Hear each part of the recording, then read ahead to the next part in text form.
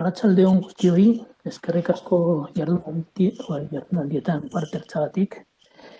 Buenas tardes a todos y a todas y bienvenidos y gracias por vuestra participación en estas jornadas. Vamos a dar comienzo a la ponencia sobre el exilio cultural en México por parte de Alicia Vigil, a quien tengo el placer de presentaros. Antes de nada, quiero agradecer su presencia y la magnífica disposición a participar en estas jornadas que mostró desde el momento en que contactamos con ella. Alicia es catedrática de Historia Contemporánea en la UNED, es directora del Instituto Universitario General Gutiérrez Mellado de Investigación sobre la Paz y la Seguridad y la Defensa y es investigadora principal del Grupo Consolidado de Investigación de la UNED, Migraciones y Exilios en el Mundo Contemporáneo. Es, por tanto, una especialista en el tema del exilio. Sus principales líneas de investigación giran en torno a los movimientos migratorios en la época contemporánea, la ayuda humanitaria, los conflictos bélicos, los desplazamientos de población, la incidencia de los conflictos bélicos en la población infantil, el exilio español de 1939, las violaciones de los derechos humanos y la justicia transicional, y también la cultura y la educación en la España contemporánea.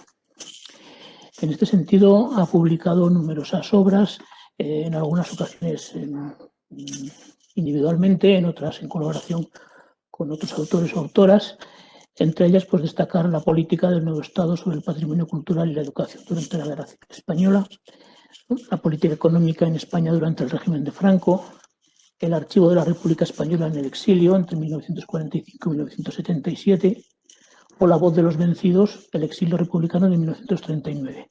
Todas ellas publicadas individualmente por Alicia, también en colaboración con otras personas o con otros investigadores e investigadoras. Ha publicado Los niños de la guerra de España en la Unión Soviética, de la evacuación al retorno en 1937-1997. Disidencias en el franquismo entre 1939 y 1975, o Literatura y cultura del exilio español en 1939 en Francia. Y luego también destacar por el tema de la conferencia que hoy iba a impartir sobre el exilio cultural en México, la colaboración en la obra titulada Los refugiados españoles y la cultura mexicana con el artículo México y las instituciones de la República Española en el exilio. Además de este currículum académico, ha desempeñado también cargos de gestión académica, de gestión de la investigación. Tiene una amplia trayectoria científica en congresos, en conferencias, mesas redondas, jornadas científicas. Y bueno, y hoy, como decía, nos va a presentar la ponencia sobre el exilio cultural en México. Os dejo con ella. Muchas gracias, Alicia, por tu participación. Buenas tardes. ¿Me escucháis bien o...? ¿Me escucháis? Sí, me escucha bien. Sí. Vale, pues de acuerdo. Muchas gracias. Quiero agradecer tanto la presentación, Manuel, que me acabas de hacer, como el que se me haya invitado tanto a participar en este homenaje que tiene su expresión con las jornadas y con el catálogo al pintor navarro Gerardo Lizárraga. Estoy encantada de estar esta tarde con vosotros, con todos ustedes. Bueno, como ya se ha anticipado en la presentación, más que soy una historiadora generalista, más que historiadora de la literatura, del arte, como las personas que me han precedido y la persona que me va a hablar después de mí. Y en este sentido, dada la orientación hacia los ámbitos de la historia social, hacia los ámbitos de la historia cultural, entendida en un sentido amplio, como digo en el catálogo, voy a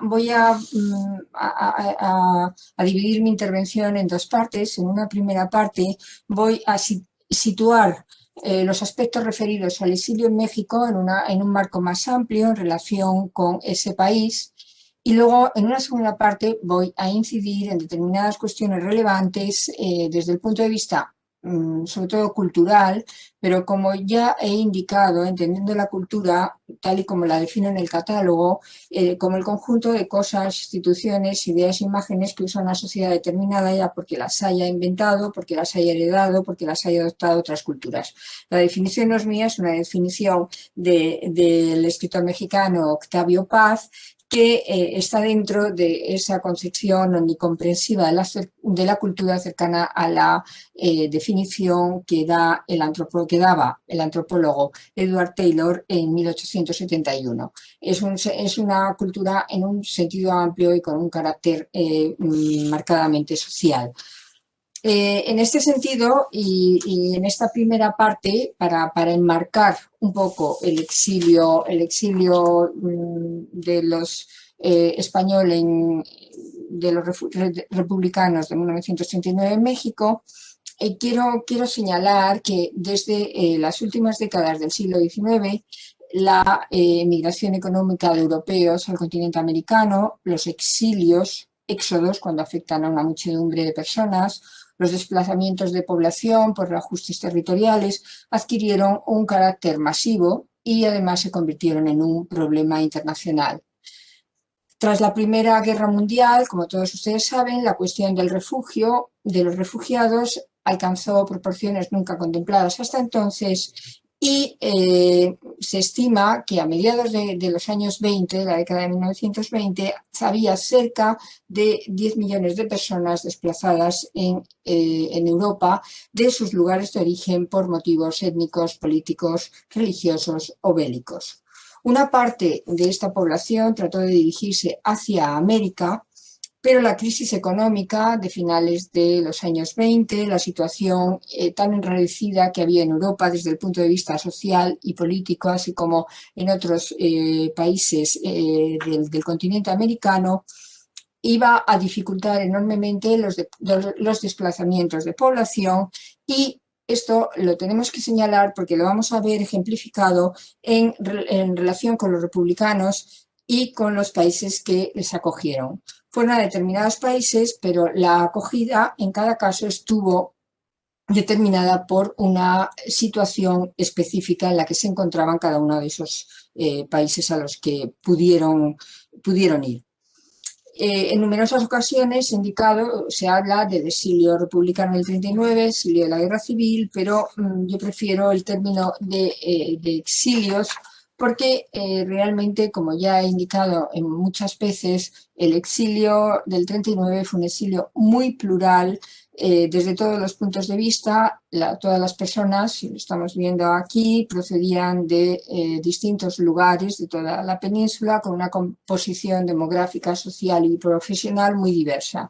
Y además a ello se unía la distinta militancia política, aunque todos ellos estuvieran englobados dentro de un concepto amplio de lo que consideramos la izquierda, y también la diferenciación que provocó el asentamiento en los diferentes países del continente europeo y del continente americano.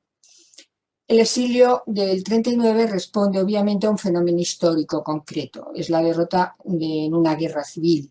Pero para comprender la idiosincrasia de los exiliados en los países de acogida, pues obviamente tenemos que conocer la realidad social y cultural española del primer tercio del siglo XX y sobre todo ser muy conscientes de la importancia que se dio a la educación y a la cultura por los sectores más progresistas como elementos considerados ambos, educación y cultura, los elementos básicos que podían garantizar el bienestar y el progreso de un país.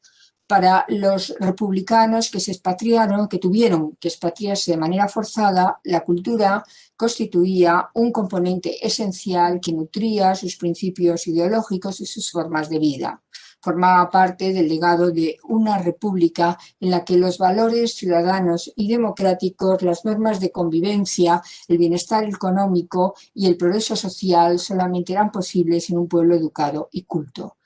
Así, la primacía de la educación y, por ende, de la cultura fue el elemento de unión de todo el exilio de la izquierda. Plural, como ya he dicho, por las diversas opciones ideológicas y culturas políticas, socialistas, comunistas, republicanos y anarquistas, pero también, como sabemos, tristemente fragmentado por las responsabilidades adquiridas al tener que enfrentarse a la derrota en una guerra civil, lo que en muchas ocasiones en los distintos países dificultó la convivencia. Los exiliados se dispersaron por diversos países de Europa y América, tendieron a ir a países donde ya había asentadas comunidades de inmigrantes económicos y, aunque sí es cierto que en algunos momentos, por las distintas opciones políticas, pudo haber desencuentros entre los inmigrantes económicos ya asentados y los recién llegados, es cierto también que esos desencuentros, en la mayor parte de los casos, luego se transformaron en ayuda y en colaboraciones mutuas. Una gran parte de los exiliados permanecieron en Francia, que era un país con larga tradición migratoria con España. Los exiliados del final de la guerra, de marzo del 39, partieron casi todos a la Unión al norte de África, sobre todo en Argelia.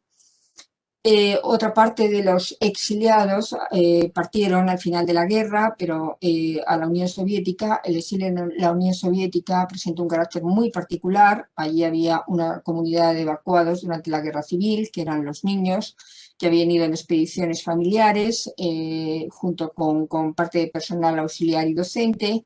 Había también marinos, pilotos, militares y luego los políticos que en remigración desde Francia o desde el norte de África llegaron en el 39 vinculados al Partido Comunista y que fueron acompañados de sus familias.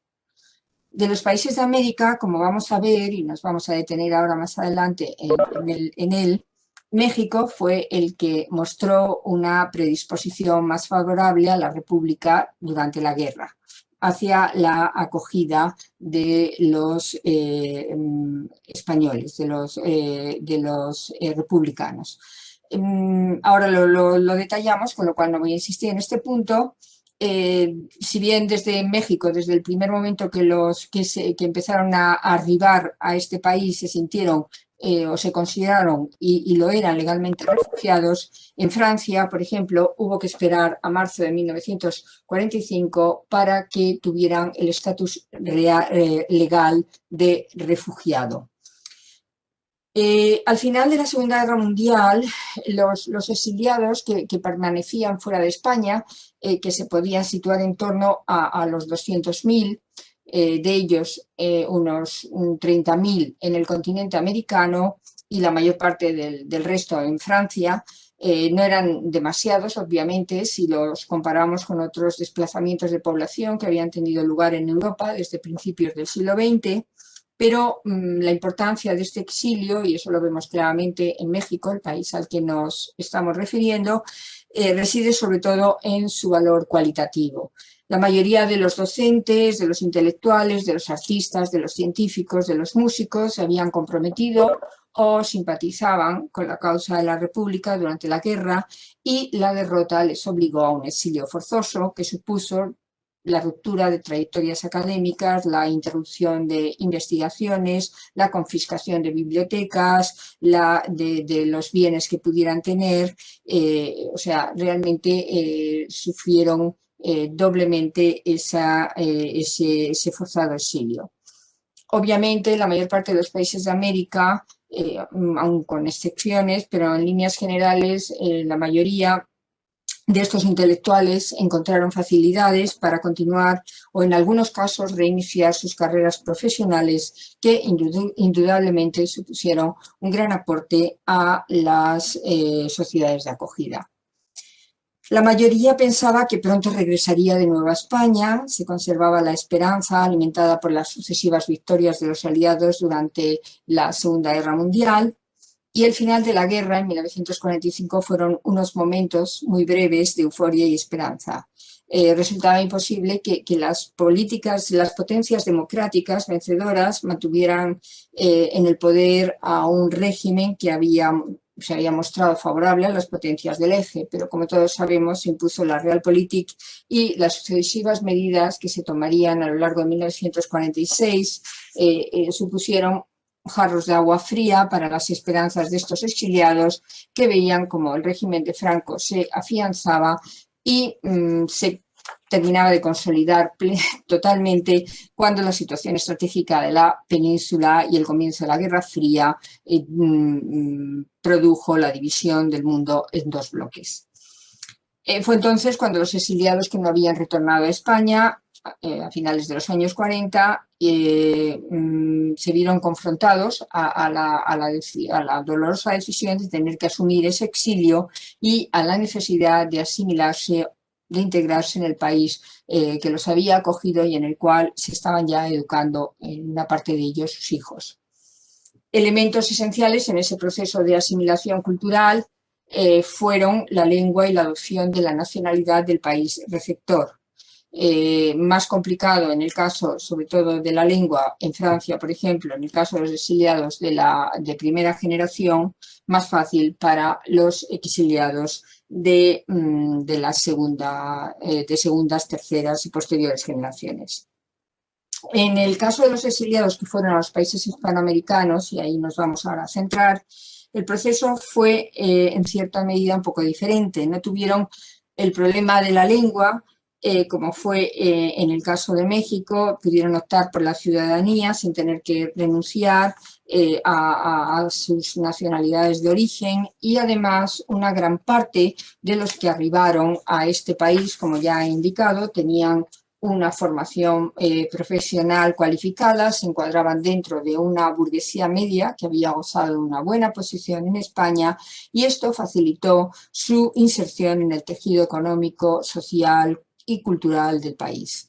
Aquí el proceso de asimilación cultural se iba a ver favorecido por las raíces comunes que les unían, aunque con unas matizaciones que vamos a ver en este sentido. Y ahora, centrándonos especialmente en México, hay que partir, en primer lugar, de la idea de que la guerra civil fue para México un problema internacional. La República Española había sido agredida y, por lo tanto, tenía derecho a protección.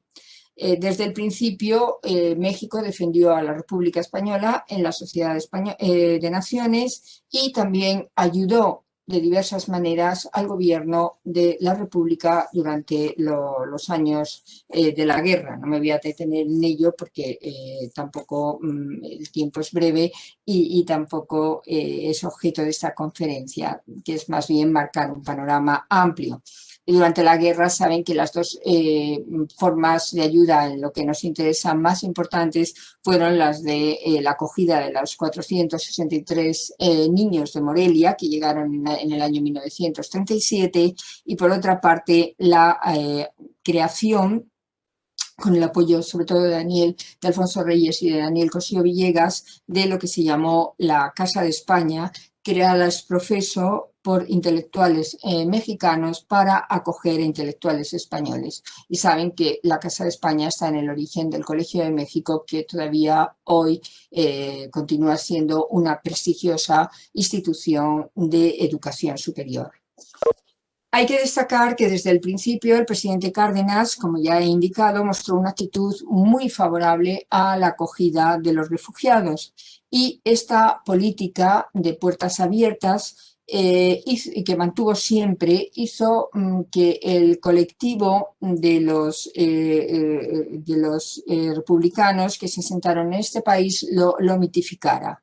Se ha podido criticar, se han podido ver algunas sombras en el exilio de México, pero siempre ha quedado fuera de cualquier crítica, de cualquier percepción negativa, la figura de Lázaro Cárdenas. Junto a Lázaro Cárdenas hay otros personajes que también apoyaron sin fisuras a los republicanos, como fueron Isidro Fabela, el representante mexicano en la Sociedad de Naciones, o Narciso Bassols, Luis Rodríguez o Gilberto Bosques. En abril del año 39, por intermedio de Narciso Bassols, el presidente Cárdenas dijo que aceptaría un número ilimitado de refugiados siempre y cuando las autoridades republicanas españolas pagaran el transporte y la instalación de estos exiliados en México. Obviamente no todos los miembros de la sociedad mexicana, no todos los sectores de la sociedad mexicana apoyaban esta actitud tan abierta. Es una actitud que fue muy criticada por sectores conservadores, por una determinada parte de la prensa, por una determinada parte de la comunidad de inmigrantes económicos que estaban asentados en el país, y que consideraban un peligro la llegada de estos republicanos rojos, como saben que se les llamaba, con todo lo negativo que implica este apelativo. Para acallar esas críticas de diversos medios, así como de una parte de la colonia, como ya digo, de residentes españoles que eran profranquistas, se establecieron unos criterios de selección que estipulaban que los exiliados serían preferentemente jóvenes, solteros de ambos sexos, que se serían dispersados por todo el país y que irían básicamente a desarrollar actividades vinculadas a los sectores primarios y al sector secundario, y en menor medida, en muy pequeña medida, en una pequeña proporción, un 10%, a los sectores terciarios, sobre todo sería muy pequeña la proporción de intelectuales y políticos. Se dejaba en manos de los organismos españoles de ayuda, el SERE y la JARE, la selección de estas personas que iban a poder ir en distintas expediciones a México. Y realmente, como todos sabemos, al dejar en manos del SERE y posteriormente de la JARE estos criterios de selección, pues no tuvo nada que ver con lo que se había precisado al principio, y fue justamente lo contrario. La mayor parte de los que llegaron eran casados, personas casadas que iban con sus familias, en gran medida pertenecían al sector terciario, no todos obviamente, una gran parte de personas vinculadas a las distintas actividades industriales y también a la agricultura, a la pesca, a la minería, pero muy en pequeña medida, y casi todos pertenecían al sector terciario con una alta cualificación profesional y además con una mayoritaria procedencia urbana, no rural. Los exiliados llegaron a México en dos oleadas, principalmente entre los años 39 al 42 y del 46 al 48. Según las fuentes, el número de exiliados que llegaron a este país oscilan entre 20 a 24.000 personas, de ellos en torno a unas 7.000 serían mujeres. En enero de 1940 y luego en noviembre, el presidente Cárdenas les concedió la posibilidad, o sea, desde el primer momento tuvieron la residencia, desde el primer momento en que pisaron el suelo mexicano, pero después el presidente Cárdenas les dio la posibilidad de acceder a la nacionalidad mexicana sin tener que esperar los 5 años reglamentarios que tenían que esperar aquellos que obtenían la residencia. Y además había otra cosa importante, es que podían seguir conservando, adquirir la nacionalidad mexicana y seguir conservando la nacionalidad española.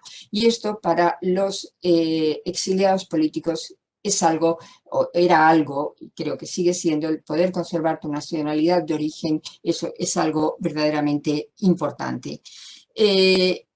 Por otra parte, también se les autorizaba a ejercer actividades remuneradas y además no se les obligaba a revalidar los títulos profesionales, lo cual era un elemento muy importante porque facilitaba precisamente la posibilidad de que pudieran instalarse y además ejercer su profesión, algo que en otros países, como por ejemplo en Cuba, lo tuvieron mucho más difícil.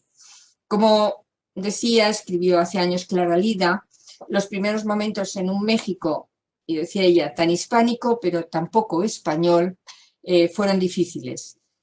Es verdad que contaron desde el principio con la ayuda, el apoyo de las entidades del comité, entidades como el Comité Técnico de Ayuda a los Refugiados Españoles, el CETARE, que era la filial en México del SERE, de la JARE, como ya digo, de una parte de la colonia de refugiados, también de una parte de de la sociedad mexicana, del propio gobierno. Luego también, aunque ya empezó a cambiar la actitud desde 1940, en que asumió la presidencia Ávila Camacho, empezó a evolucionar esta acogida, pero es cierto que México siempre reconoció oficialmente a la República Española y a las instituciones de la República que se habían reconstituido en el 45, la reconoció oficialmente hasta marzo de 1977. Pero a pesar de toda esta actitud favorable, obviamente hubo una parte de la población mexicana que los rechazaba.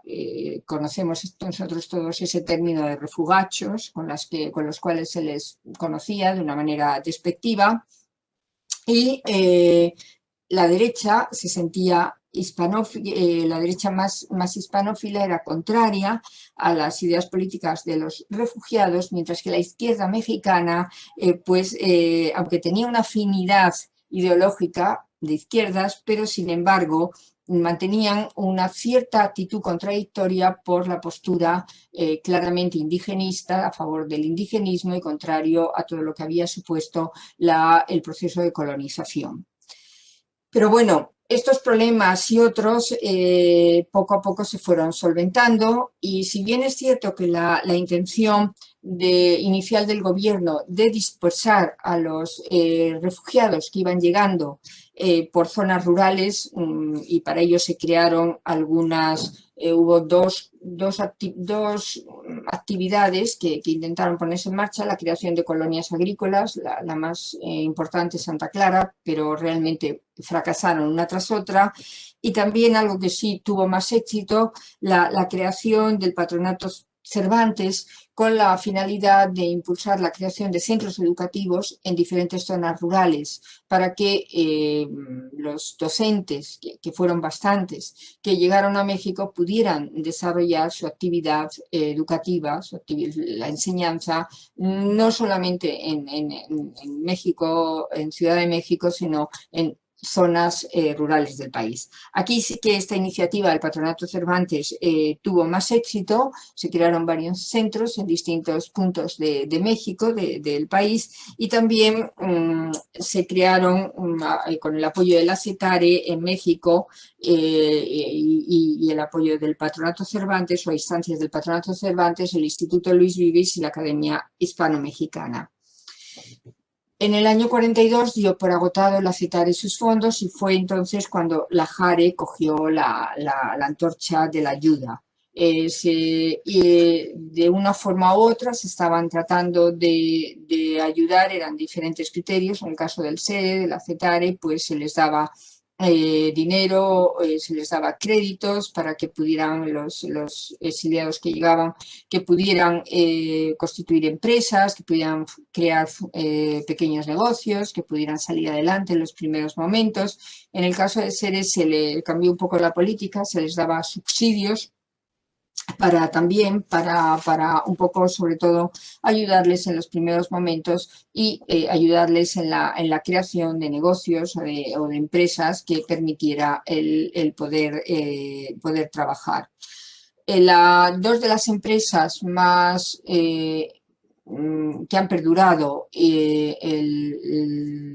importantes, creadas por la JARE, o auspiciadas, no creadas, perdón, auspiciadas por la JARE, fueron la Benéfica Hispana, que era una sociedad médica de ayuda, era como una mutualidad médica de ayuda, y a los refugiados, y por otra parte la creación del Colegio de México.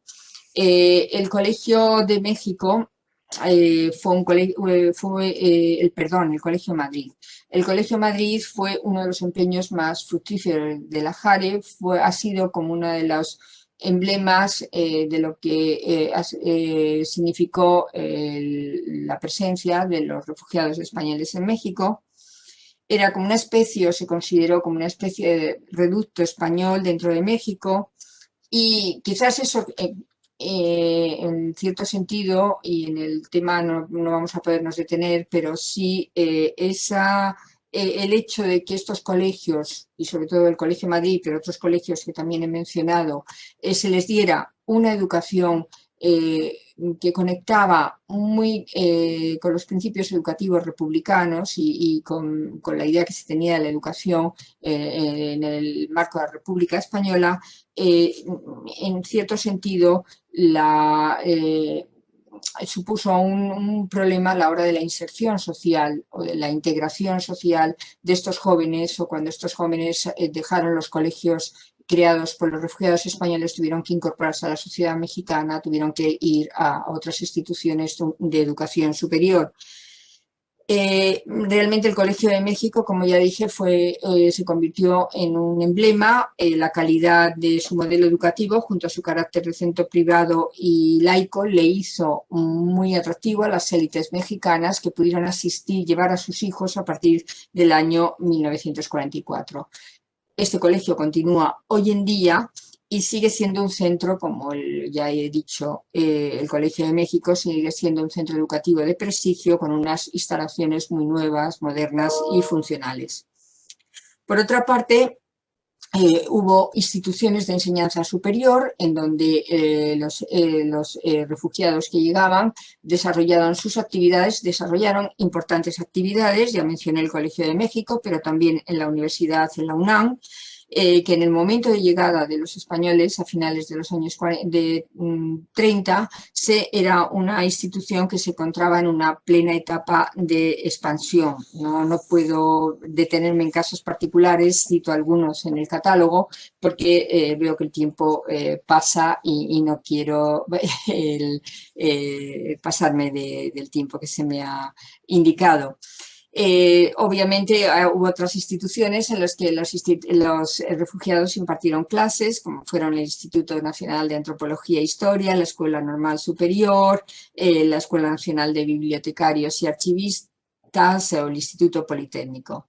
Realmente fue muy importante, y ahora me detendré en dos casos específicos por poner unos ejemplos para destacar esa importancia que tuvo la presencia en el mundo cultural, artístico. Inmaculada Real, no voy a detenerme porque Inmaculada va a hablar de ello, en el mundo literario, en todos los ámbitos de la actividad cultural, científica, técnica, empresarial. La presencia de los refugiados españoles fue determinante para México. Por otra parte, también hay que tener en cuenta que desde la llegada los españoles propiciaron la creación de centros y asociaciones de muy diverso tipo que fomentaban la sociabilidad, que les ayudaban en el proceso de integración y de adaptación al nuevo país. Una parte eran los cafés, pero otra parte eran los centros y asociaciones que tenían un claro componente cultural y político, como el Centro Republicano Español o como los diversos centros que crearon las agrupaciones políticas, el Ateneo Nicolás Salmerón, el Ateneo Pimargal, el Círculo Pablo Iglesias, el Ateneo Jaime Vera, etcétera. Saben que no se les permitía una de las cosas. Los refugiados en México podían desarrollar una actividad profesional que ellos quisieran, pero lo único que no se les tenía permitido era su participación en política.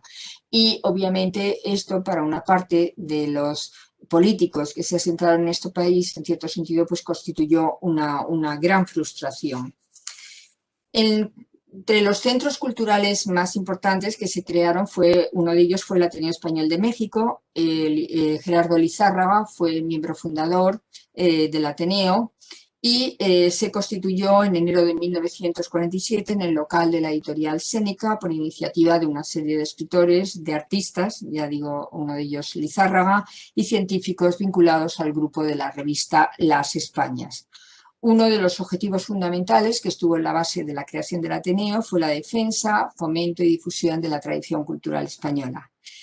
A lo largo de los años, como todos sabemos, y muchos de nosotros lo hemos visitado en varias ocasiones, ha organizado un sinnúmero de actividades culturales, y hoy en día continúa en pie. Sus instalaciones antes estaban en Isabel la Católica, en la calle Isabel la Católica, en pleno centro de Ciudad de México, y el día sus instalaciones están dentro del centro de UNED, de la UNED México, en la calle Hamburgo de Ciudad de México. Bueno, no podríamos citar los centros regionales y podríamos también, quiero destacar, incido un poquito más en el catálogo, en la presencia de los españoles en el ámbito de las editoriales, en el ámbito de la puesta en marcha y del apoyo a las publicaciones periódicas. Y también, si nos ponemos a enumerar la nómina de filósofos, historiadores, escritores, periodistas, cineastas, pintores, músicos, arquitectos, escultores, científicos que se asentaron en México, es muy extensa y obviamente no podemos dedicarnos aquí a ello y tampoco tendría mucho sentido. Sí es cierto que se ha dicho que hubo un antes y un después en la historia de México, un antes de la llegada de los refugiados españoles y un después de la llegada, precisamente en el mundo cultural, en el mundo intelectual, en el mundo científico mexicano. En este sentido, y para terminar, quiero destacar dos ejemplos, uno vinculado al ámbito de la medicina y otro al ámbito de lo que a mí más me concierne, que es el mundo de la historia. Estos dos testimonios nos permitirán darnos cuenta de lo que significó la aportación de los exiliados, la aportación de los exiliados, de los refugiados españoles a la sociedad mexicana y cómo los refugiados se distinguieron, se diferenciaron de las colonias residentes españoles por motivos económicos en cuanto a su perfil humano y socioprofesional.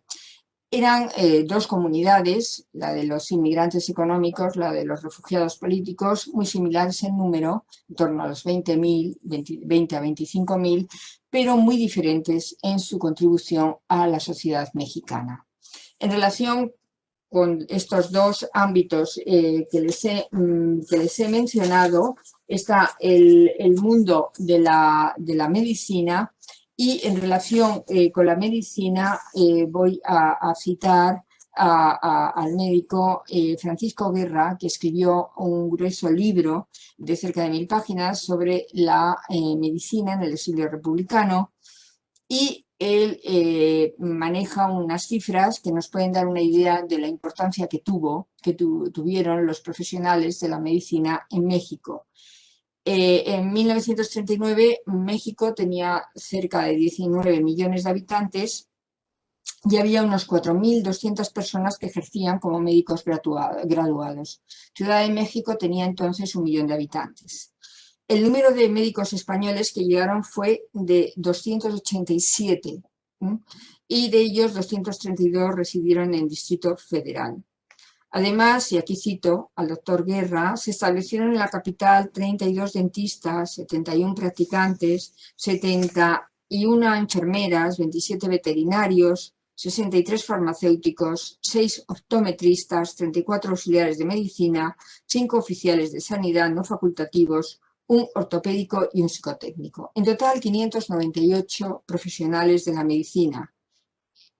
Imaginen, háganse una idea de lo que esto significó con esa población de 1 millón de habitantes con la que contaba la capital en estos momentos. La otra cita, y con esto ya quiero terminar, quería terminar también, pero es que no sé, mencionando una frase de Adolfo Sánchez Vázquez, pero he traspapelado el papel, con lo cual aquí lo tengo, porque quería mencionarlo. Bueno, la otra cita es la del historiador mexicano, se refiere al ámbito de la historia, Luis González, que fue discípulo del historiador refugiado José Miranda. Dice Luis González: A los historiadores españoles trasterrados se debe en gran medida al aumento de historiadores que no ha cesado en el último siglo. Esta cita es del año 91. Al estirón de un 60% conseguido por su sola presencia siguieron los estirones dados por sus alumnos, nacidos allá en España pero formados aquí en México.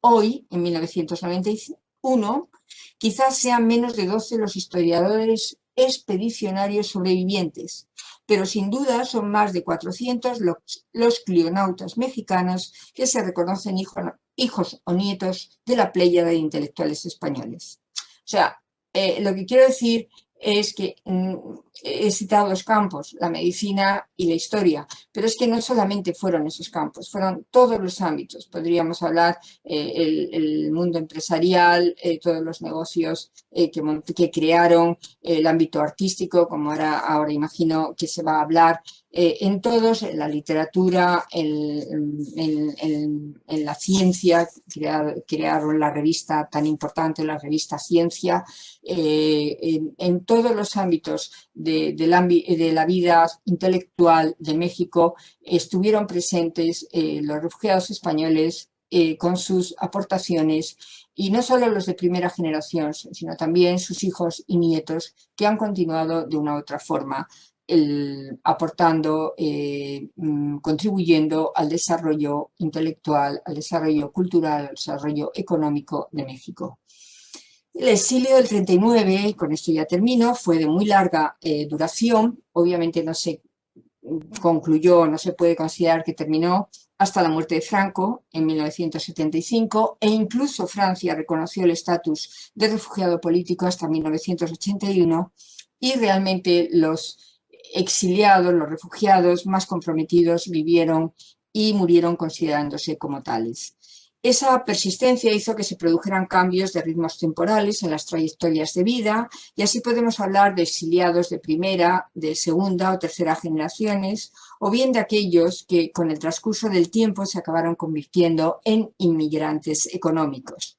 Está claro que esas trayectorias vitales, por eso hablamos de exilios, fueron muy diferentes en función de esa pluralidad a la que aludimos al principio, pero también es cierto que el componente generacional pesó fuertemente, y una gran parte, aunque hubo una gran parte de exiliados que se sintieron plenamente enraizados en la sociedad que les había acogido, sí es cierto que hay otra parte, sobre todo los que se exiliaron ya siendo adultos, que sintieron el exilio, y esto es lo que con ello quería terminar, y cito al filósofo Adolfo Sánchez Vázquez, que estuvo exiliado en México, como un desgarrón que no acaba de cerrarse, una herida que no cicatriza, una puerta que parece abrirse y no se abre.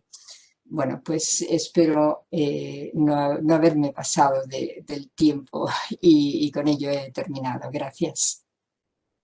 Muchas gracias, pero no te has pasado del tiempo. Bien, hoy tenemos con nosotros precisamente a una persona, un representante de ese mundo intelectual, de ese mundo cultural de México. Entonces, él mismo, me refiero evidentemente a Xavier Lizarraga, ha escrito algunas reflexiones en el chat. Quizás sería interesante darle paso y que esas reflexiones que ha escrito ahí, que quizá no todo el mundo haya podido leerlas, pues las haga aquí de viva voz. Una referida al concepto al concepto de guerra civil, y otra pues un poco ya más de carácter particular o personal en cuanto a la naturalización de los mexicanos sobre la cuestión de la doble nacionalidad, ¿no? De la nacionalidad española o de la nacionalidad mexicana. Entonces, si te parece bien, Xavier, te doy paso, y esas reflexiones que habías hecho las haces para todo el mundo, por favor. Ok, muchas gracias. Sí, lo que yo quise poner, lo de la guerra civil, es un término que a mí siempre me ha molestado, y más particular porque creo que sí participó la gente de la calle, pero fue una guerra desatada por una sublevación militar en la que participó el ejército nazi y participó el ejército italiano. Entonces, los civiles fueron las víctimas, ¿sí? Yo creo que es una guerra fratricida, con intervención de otros países, y intervención militar, ¿no? En ese sentido es que yo cada vez me resisto más a utilizar el concepto de guerra civil que mi padre sí usaba, ¿no?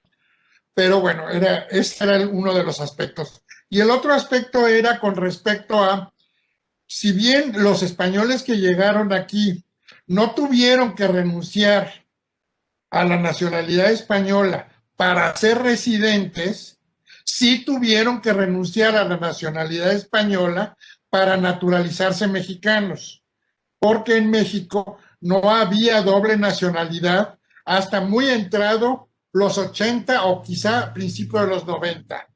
De hecho, yo comentaba que en los años 70, cuando yo termino mi formación como profesionista, como antropólogo, tuve que sacar una carta en la Secretaría de Relaciones Exteriores renunciando a la posibilidad de hacerme español para poderme titular como antropólogo.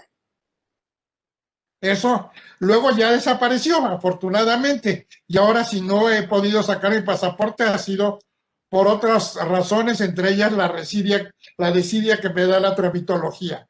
Pero en un principio sí tuvieron que renunciar a la nacionalidad española aquellos que querían ser mexicanos. Bien, no sé, ¿puedo hablar o...? Ya, por favor. Sí, muchísimas gracias, Xavier, por estas dos precisiones. En cuanto a lo de guerra civil, bueno, se entiende como guerra civil. Yo prefiero, obviamente, yo que estoy estudiando a la población civil, que la guerra del 36-39 fue un primer, ya se había iniciado lo que era el concepto de guerra total durante la Primera Guerra Mundial, pero fue en los años de 1936 al 39 cuando este concepto de guerra total, que ahora ya es algo que realmente lo tenemos, obviamente asumido en todos los conflictos bélicos que a partir de entonces tuvieron lugar, pues es cuando adquirió carta de naturaleza, cuando los bombardeos contra las poblaciones civiles, contra todos los... eran una forma de desmoralizar al enemigo y de tratar de conseguir la victoria, o sea, no respetando ninguna norma del derecho humanitario internacional, de lo que consideramos el derecho humanitario internacional, y precisamente atacando directamente a los objetivos civiles y sobre todo a mujeres, niños. Bien.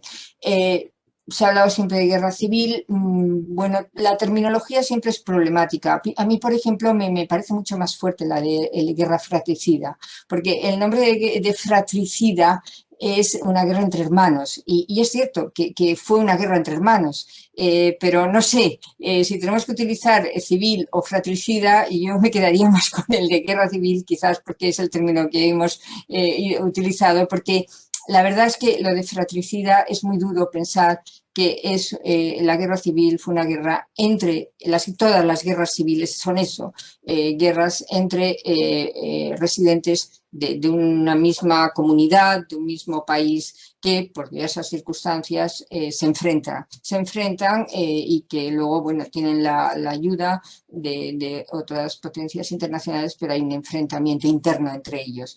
Y entonces, bueno, pues, por supuesto, se ha utilizado, yo creo que se ha utilizado ambos términos.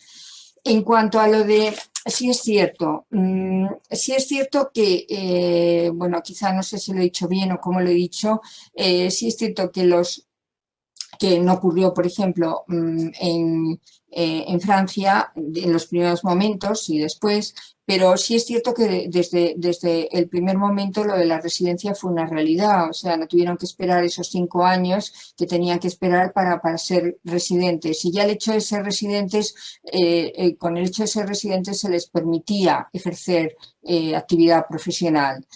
Cosa que en Francia lo tuvieron mucho más complicado, mucho más difícil. Los exiliados, los que hasta allí, hasta el 45, eran propiamente exiliados y en algún caso incluso apátridas. Pero sí es cierto, y no sé, no tenía muy claro, y en este sentido agradezco esa apreciación que has hecho de que para ser nacionalizados mexicanos tenían que renunciar a la nacionalidad española.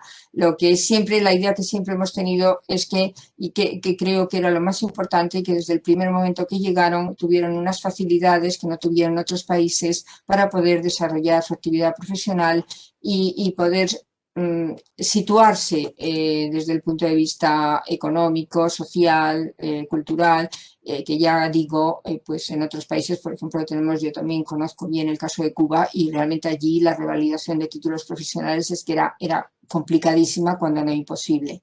Entonces, eso es una cosa muy positiva en relación con esa actitud favorable que estamos comentando, ¿no? Gracias. Bien, teníamos también aquí alguna otra pregunta. No sé si, aunque la destinataria en principio es Alicia, quizás, pues no sé, el propio Bruno, por ser más especialista en el tema de los campos, podría responder o colaborar en la respuesta que nos pueda dar Alicia. Nos pregunta o nos comenta uno de los participantes que esta exposición, supongo que se refiere a la exposición de Gerardo Lizarraga que tenemos ahora mismo en el museo, demuestra que en los campos había infraestructuras para realizar estas obras de arte e incluso exposiciones, cuando creíamos que las condiciones de vida eran muy malas e impensables para realizar este tipo de actividades. ¿Qué podríais decirnos sobre esta cuestión? También... Bueno, eso también me ayuda ahora Bruno, pero sí es cierto que las personas en las condiciones límites aguzan extremadamente el ingenio. Se podían organizar estas exposiciones, aun en condiciones muy malas, porque las organizaciones de ayuda humanitaria, ya mencionaba Manuel Aznar, los cuáqueros, pero también el Servicio Civil Internacional y otros organismos de ayuda internacionales proporcionaban a los refugiados, en este caso no eran obviamente, a los exiliados que se encontraban en los campos, pues por ejemplo les proporcionaban papel, les proporcionaban pinturas, les proporcionaban lápices, les proporcionaban instrumentos musicales, les proporcionaban medios para poder combatir esa situación de depresión, de tristeza,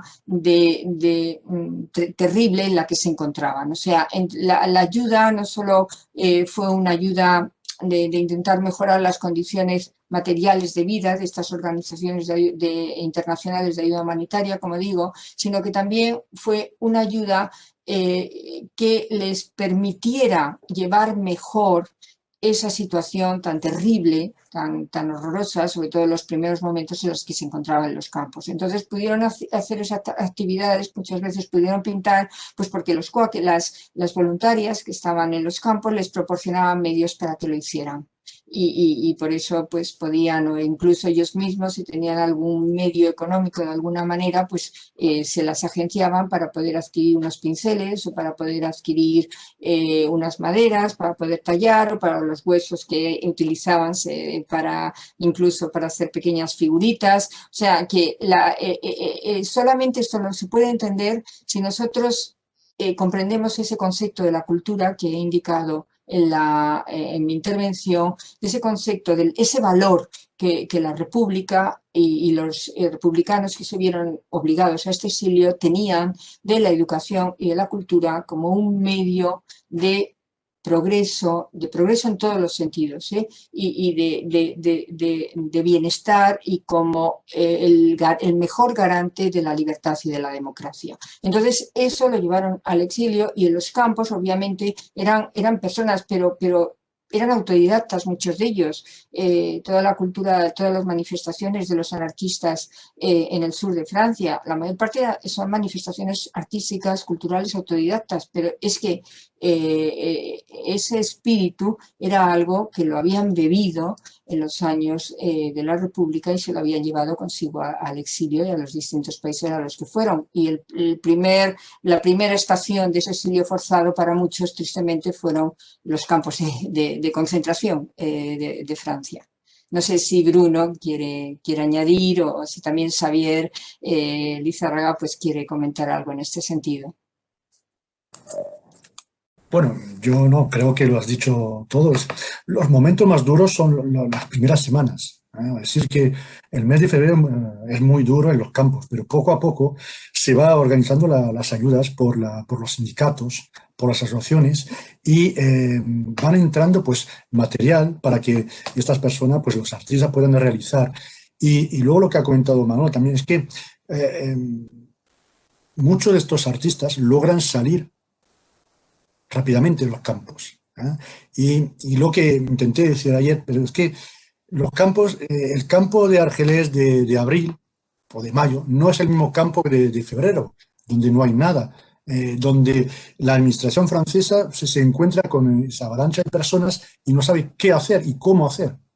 A partir ya de finales de febrero y marzo es cuando la administración intenta arreglar el campo, se les proporciona pues, madera para que se construyan los barracones y también cuando ayudan el Partido Socialista, el Partido Comunista Francés, también los anarquistas reciben ayudas de fuera y pueden organizar esa cultura, la cultura de la que he hablado, porque también la organiza porque dentro hay gente que quieren hacer algo, que para ellos dibujar, pintar, escribir es su forma de sobrevivir a esa privacidad de libertad. Porque lo que hay en los campos también sí es duro, las enfermedades, no hay casi nada, pero también cuando hemos hablado con, bueno, hace 15, 20 años, cuando hablábamos con los que habían pasado por los campos, te decían que lo que nos faltó era no poder salir. Lo que nos faltaba era trabajar. No hacíamos nada en los campos. Pasaban los días y no hacíamos nada. Y lo que queríamos nosotros es trabajar, hacer algo. Y lo mismo pasó para los artistas que querían dibujar, hacer algo para que pasara, te decían, para que pasara más rápidamente el tiempo. Es que eso también hay que tenerlo en cuenta y cuando se habla de los campos, luego sobre, bueno, no voy a entrar en la polémica del campo de concentración, yo creo que, claro, en aquel entonces se los definía como campo de concentración, pero la palabra concentración en el año 39 no tiene el mismo significado que tuvo después cuando se sabe lo que pasó en Alemania con los campos de concentración, que no tiene nada que ver, no tiene nada que ver. Por eso yo ayer hablé de campos de internamiento. Y hablando de campos de internamiento no significa que no padecieron atrocidades o no padecieron pues, las enfermedades o que no murió gente dentro de esos campos. Pero hablar de campo de concentración, para los campos incluso de Argelés, que fue uno de los más duros, ¿no?, para la población durante ese mes de febrero y marzo, me parece hay que llevar cuidado, porque si no tendremos a confundir esos campos, confundir campos franceses, campos alemanes y otros campos posteriores.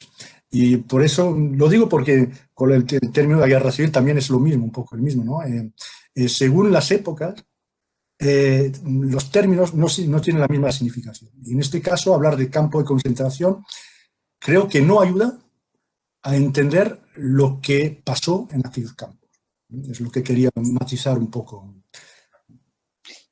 Si me permites, Bruno, Sí. yo sigo pensando, o sea, he utilizado el término campo de concentración de forma consciente. Prefiero además el término campo de concentración al de campo de internamiento, porque por una parte el campo de concentración es obvio que tiene, para mí los campos alemanes no fueron campos de concentración, fueron campos de exterminio, y hay una diferencia muy, muy significativa entre el campo de exterminio alemán y el campo de concentración, porque el campo de concentración es concentrar y además en la época y en todos los documentos, pero también los propios exiliados utilizaban el término de campo de concentración. Entonces, yo siempre he distinguido, o sea, el campo de internamiento, quizá desde la perspectiva francesa, se utiliza como una especie de eufemismo, porque, claro, se tiende a decir, bueno, es que si hablamos de campo de concentración estamos identificándolo con los alemanes, pero desde la historiografía española no hay tanto problema para utilizar el término de campo de concentración, porque para mí hay una diferencia muy clara entre ambos, entre los campos de exterminio alemanes y los campos de concentración franceses. Eran campos, además es que tú ves las placas, incluso en memoriales ves que se utiliza el término de campo de concentración y entonces, no sé, o sea, yo lo sigo utilizando y dentro de esa polémica, ese debate que hay constantemente sobre internamiento, concentración y otras denominaciones, yo sigo utilizando y soy partidaria de seguir utilizando el campo de concentración para los campos franceses. Pero es una, claro, es una opinión totalmente personal mía. Pero sí, yo estoy de acuerdo contigo, es que yo también puedo usar este campo de concentración, pero siempre y cuando se explique lo que hay detrás de la palabra, ¿me entiendes? Porque dices que, claro, en los campos, había en Alemania los campos de exterminio, pero también en Alemania había campos de concentración. Y cuando se habla de campo de concentración en la Alemania nazi, ¿no? Y campo de exterminio, esto era un sistema con sus propias reglas. Por eso era el campo de exterminio. En el caso de Francia, no. O sea, en Francia, por ejemplo, por eso se puede hablar de campo de concentración, pero siempre y cuando luego se explica lo que se entiende con esta palabra. Yo no tengo ningún inconveniente en explicar campos de concentración, y te diría más. Por ejemplo, cuando en Argelia, después de la Segunda Guerra Mundial, aparecen campos de concentración, después de la rebelión de Sifi en Argelia, pues en los campos ahí sí que muere gente de hambre. En el caso del 39 va a morir gente por las enfermedades porque la administración no supo acoger a esa persona. Pero no había por parte del Estado francés una voluntad de concentrar a esas personas y que se muriesen ahí en los campos. ¿Entiendes? Pero yo, no, es para explicarlo. Se murieron muchísimo y además la situación, por ejemplo, en campos como el Vernet, en campos como Riecro, o en campos como Riles Alpes, no era precisamente, y además hay que ver un poco los campos del momento del febrero del 39 a los campos del gobierno de ocupación del Mariscal Pétain. No me gusta utilizar el régimen de Vichy, sino el régimen del Mariscal Pétain, ¿no? Pero son también diferentes. Entonces, claro, todo eso hay que matizarlo mucho a la hora de hablar. Sí, no. Y también hubo campos de concentración en Estados Unidos para los japoneses. Exactamente. No exterminio, pero sí concentración. Concentrar a toda una población para que no hagan ruido, ¿no? Sí, pero en el caso de Argelés, por ejemplo, cuando lo organizan, se va ahí el ministro de Interior, Saúl, del que hemos hablado, ¿no?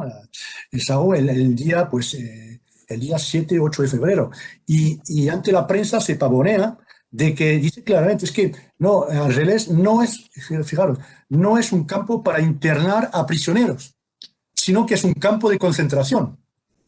Lo dice claramente, pero claro, él que entendía que no, pues se había concentrado a la gente ahí porque no había otra manera de acoger a estas personas. O sea que él mismo emplea esa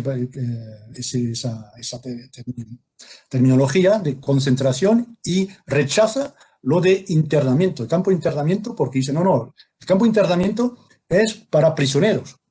No, esto es un campo de concentración porque se concentra ahí a gente, acuérdate, de indeseables. Pero indeseable, ¿qué significaba? Que no queremos acoger. Que no queremos acoger porque no podemos acogerlos.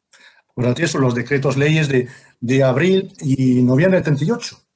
En el que se dice claramente que Francia no puede acoger a población extranjera porque estamos casi en guerra y estamos sometidos a una grave crisis, profunda crisis económica, y por lo tanto no podemos recibir a gente. Y es esto, los campos de la playa, y eso no es, o sea, no quiero decir con esto que ahí no lo pasaron bien, no, lo que quiero decir es que cuando los acogen es por eso, para ellos son unos indeseables. Y además, como dices muy bien, no son refugiados. No son refugiados. No se le da ningún estatuto hasta el año 45. Son exiliados. Son exiliados. Y además indeseables. El término indeseable tiene toda una connotación. Exactamente. Y él se piensa, bueno, y además cuando lo describe dice, este campo, van a estar bien en este campo. Por lo menos ahí estarán ahí entre ellos, no van a molestar a la sociedad francesa, y estamos ahí y nosotros les vamos a dar de comer para que se queden ahí. Bien, vamos a interrumpir. Sí, perdón. No, sobre la tecnología de los campos, porque bueno, ya se nos va comiendo. Ahora, disculpad. No. Tenemos que ir esperándonos a Inmaculada también y nos estamos metiendo ya un poco en su tiempo. Entonces, bien, muchas gracias, Alicia, muchas gracias a todos los que habéis participado en este interesante debate, tanto a Bruno como a Xavier. Gracias. Y paso Gracias. a mi compañero César, que presentará Inmaculada y seguidamente Inmaculada. Antes de nada, permitidme otra vez ser un poco pesado y recordar que a continuación voy a pasar el enlace para que los profesores y profesoras participantes en el curso de formación del CAP pues realicen el proceso de firmas. Gracias. Bueno, yo antes de comenzar, hacer una pequeña reflexión, que es verdad que nos hemos referido habitualmente a las incomodidades de este sistema y es verdad a la falta de habernos encontrado, pero alguna ventaja tiene que normalmente en estos turnos de intervención, no es tan fácil, ¿no?, ver estos un poco como es más cara a cara, ¿no?, que nos encontramos, y esta intervención pues tan rica y tan de conjunto, ¿no?, que hemos tenido y que me parece que hemos disfrutado mucho, y que es lamentable que pues por siempre la presión del tiempo, ¿no?, que nos tiene, porque bueno, pues se ha visto claramente el entusiasmo con el que vivís estos temas, ¿no? Y yo creo que es también un poco el objetivo de estas jornadas y de estos encuentros, ¿no?, que es donde realmente disfrutamos. Yo voy a dejar pues,